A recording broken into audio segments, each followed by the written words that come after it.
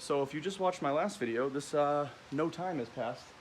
I'm actually going to start working on the two things that I had an issue with at the track, or on the way home from the track, from that trip in general. So in this video, I'm going to fix the power steering situation, and I'm also going to fix whatever's going on in the rear. So that'll be fun to start tearing into.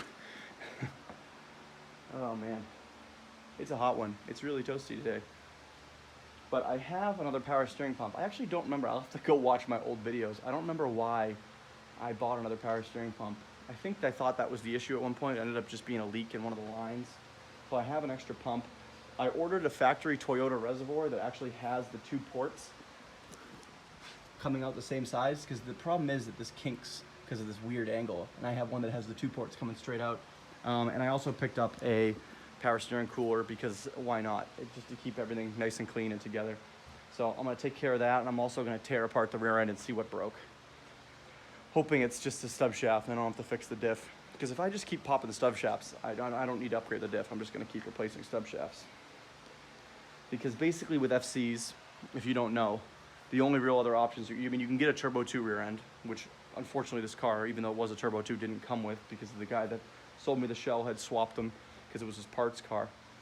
You can get a Turbo 2 diff, which would involve me getting a new drive shaft, new axles, and they only, they're only so much better. They're rated technically for more power, but I've seen them fail around the same power levels as the stock diffs do. The axles and the stub shafts are slightly thicker, which would lead to that. I believe they're thicker. Don't quote me on that, but I know they're, theoretically, people say they're stronger.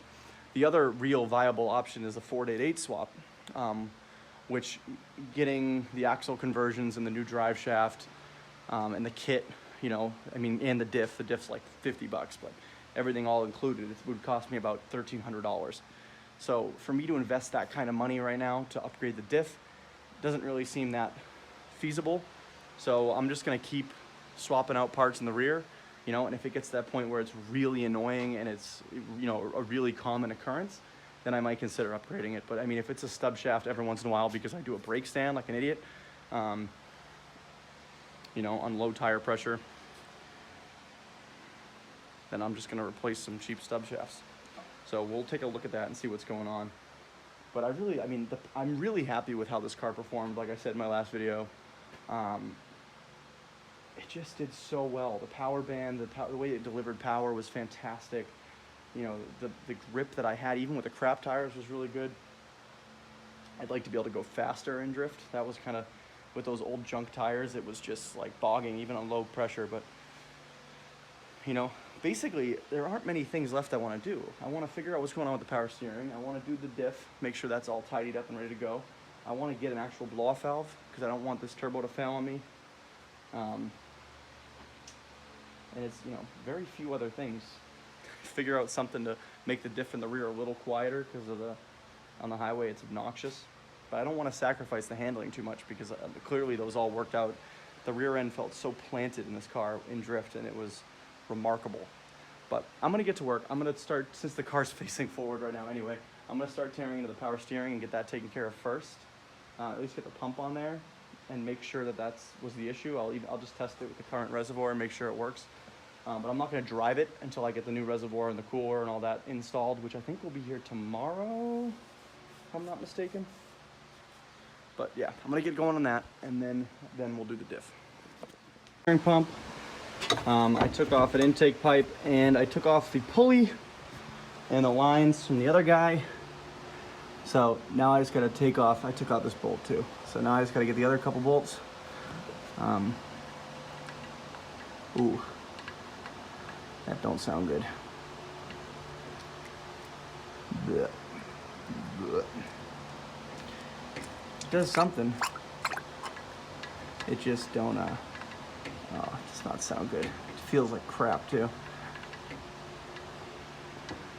So, it's probably the issue. So I actually just opened up the old pump, and it looked decent. So I don't understand what failed. So I'm actually kind of skeptical now that was the problem. I guess we'll see.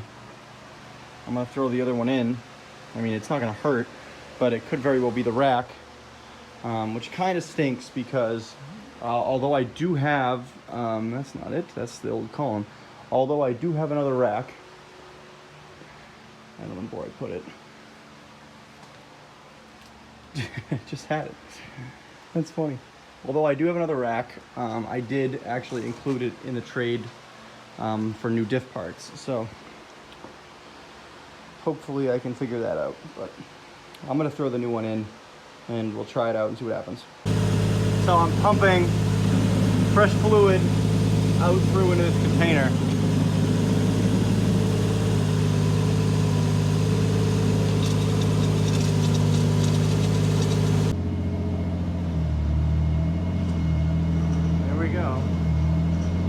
Power steering. So, I mean, I don't know if it was the pump or what, but it's working now. So, this is just temporary. When I get the new power steering reservoir, I'm going to redo these lines and make it really neat and tidy. But for now, that was a good proof of concept that the pump works. Woo! So as you can see, the diff definitely isn't welded anymore. So let's see if we can figure out what's going on.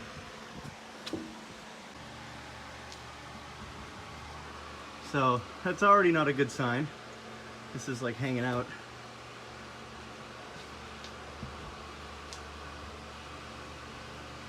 So I'm gonna unbolt this axle. I might have to unbolt both axles, we'll see. But I'm gonna unbolt this axle and then we're gonna take out the stub shaft and see what it looks like.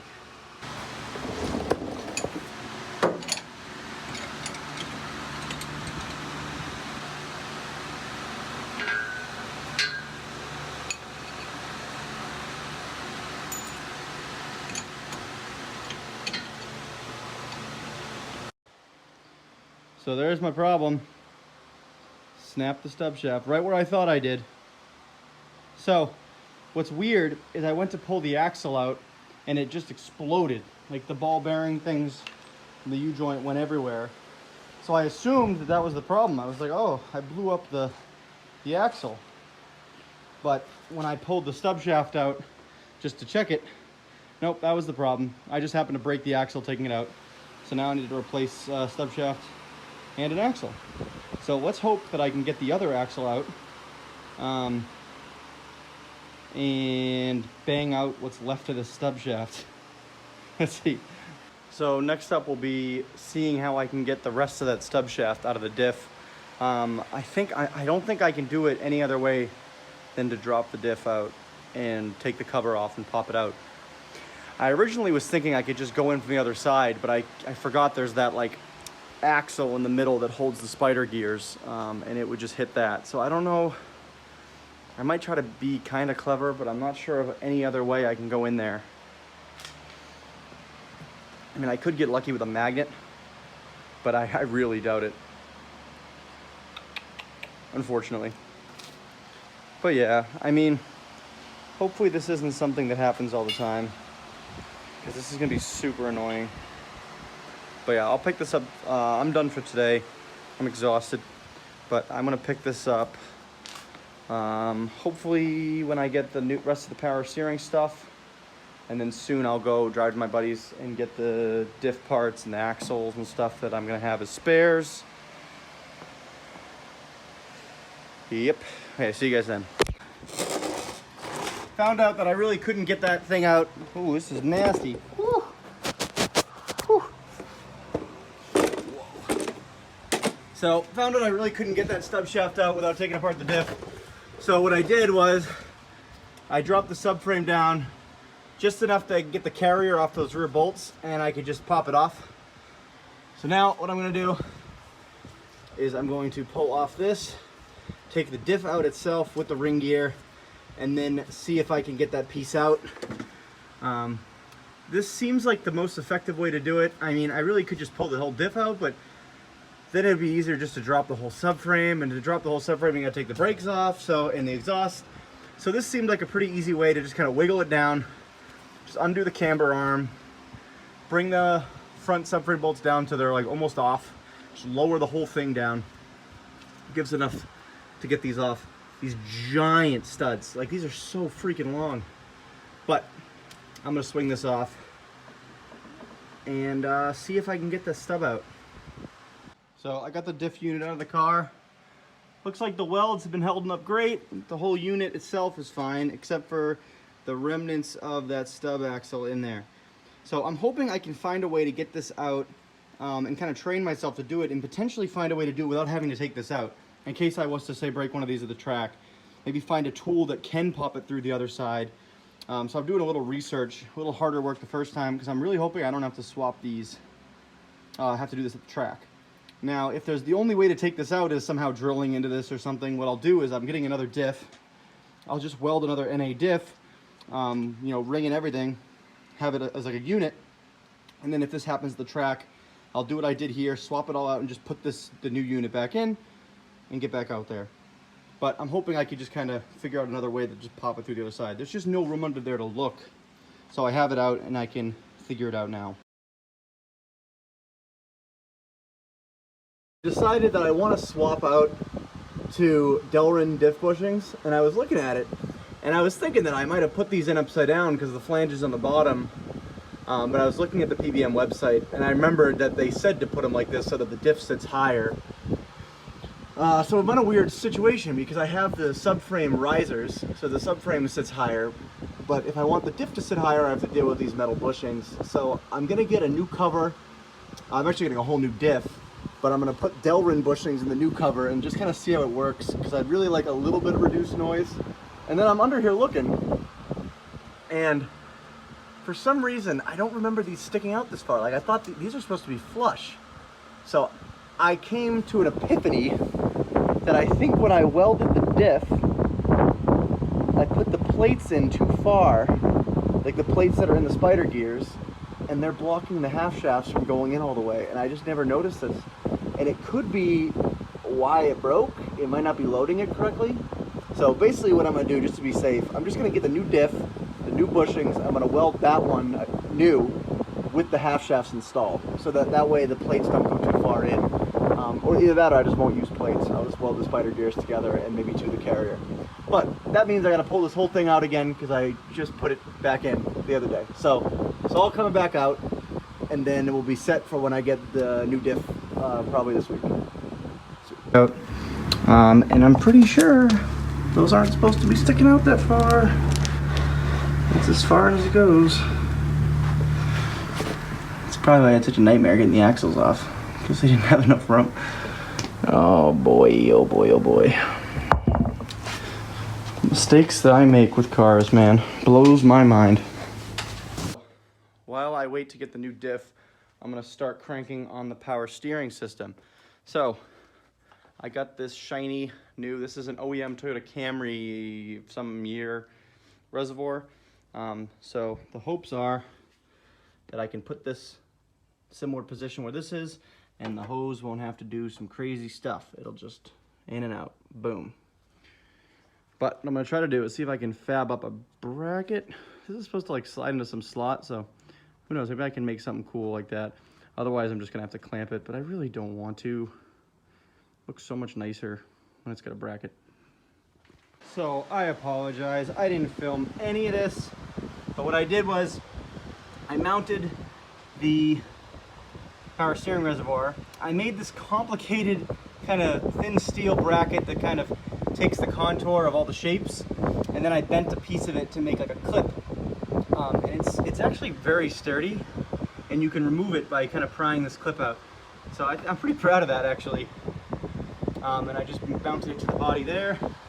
You can see this takes a nice direct shot here, and then I ran this line from here down to the new little dinky power steering cooler. These are pretty straightforward. You just basically use like these like linear zip ties and these little foam plates. So it just goes through the intercooler, and then it's pretty straightforward. You just run the output from the rack to the cooler, and then from the cooler back up to the reservoir. So I'm gonna go out, get some more ATF and some shop towels. I just got in the zone. I don't know if you guys do this, but you just kind of get in the zone, and then you really don't lose track of time, and then you things happen, and normally good things happen. And this time I'm pretty happy with the setup. So I'm gonna go fill this up and hopefully it works. Look at that. Boy, is that a beautiful thing. No noises. It's just happy to be thrown back and forth.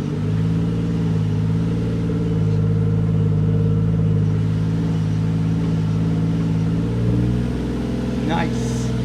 Woo! What's up, guys? So I got the new diff in, and I cleaned it up a bit. I didn't film much, but actually I didn't film anything, but I have the diff right here, all brake cleaned out. I'm gonna let this evaporate a bit before I try to hit this with a torch and get it warmed up when I start going to weld it. So last time I welded a plate in here, and I think it blocked some of the travel for the half shaft. So I think what I'm gonna do this time is weld the gears together and then to this casing back here. And then what I'm also gonna do is knock the shaft out and cut it so that I'll weld in at the ends, but the center will be open, kind of like an LSD. And then that way there'll be a clear passage through the diff, so that if I am to snap another half shaft, I can just take a long shaft or like an extension or something and just pop it out while the diff's in the car and not have to worry about taking the whole diff out. Now that it's all cleaned up, I torched it a bit, got it nice and warm. Now I'm going to start welding and see how the penetration is, if I need to heat it up anymore. I'm going to play with the settings a bit. It's pretty much going to be maxed out. This is some pretty thick stuff. But I'm going to try to get it all in there and try to keep the slag down to a minimum, because I don't want to have to go clean all those little bits out afterward, because that's what I'll have to do if they get everywhere.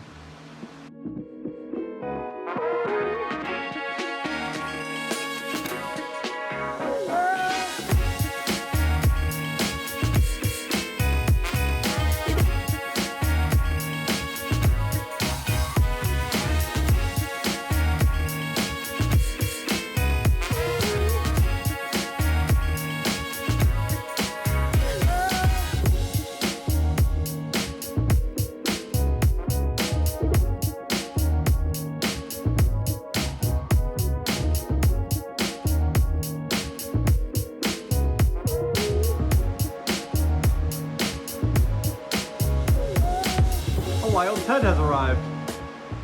Hello. You should check something out. Okay. Go open up that cabinet over there. Which cabinet? Second one. The second set, yeah, one over. Yeah, open the right door. Wow. do we have enough? You think that's enough for me? I don't know.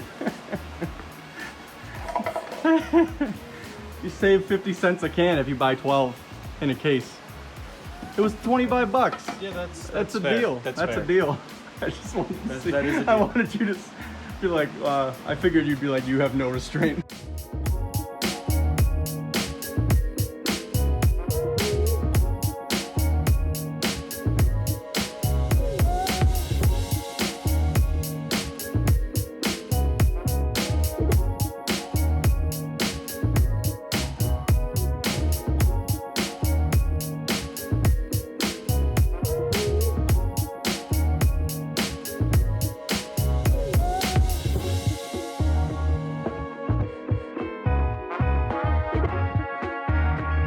She ain't pretty, but she's solid.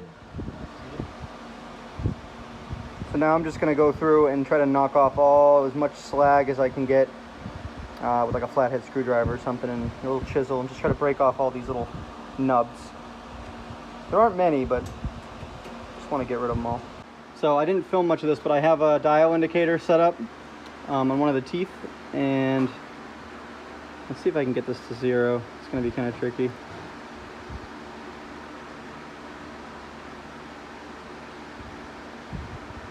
So, 0. I drove it. Focus. So as you can see, we're going back and forth about, is it 4? It's about 3.5 to 4 thousandths, which is right within spec. It's just really hard to read when it's wiggling the drive shaft. So that's all set. So now I'm gonna close up this case, fill it up, stick it back in the car. Boop. So I got the diff all back together and the car up. It is 8:24. Let's see how long it takes me to put this in now that it's like my third time. So everything's back in. Just finished the drive shaft and the axles. And it is 10:02. What's that? 40 minutes? I don't No, even know. an hour and 40 minutes. I don't even know what time we started. Yeah. Womp. Womp. Almost 2 hours. There's a couple hang-ups. Basically, in like 15 minutes, the diff was in. It was just took forever to get everything lined up. Ay. Wouldn't have this problem with an S13. Fuck you. I also have I mean, you're not wrong. The diff in this car is stupid. It makes me hate the car. So I'm gonna throw the thing back on the ground. Probably make sure that I can drive it forward and backward and that I didn't completely royally screw something up. And that'll probably be it for today. Woo! Okay, bye.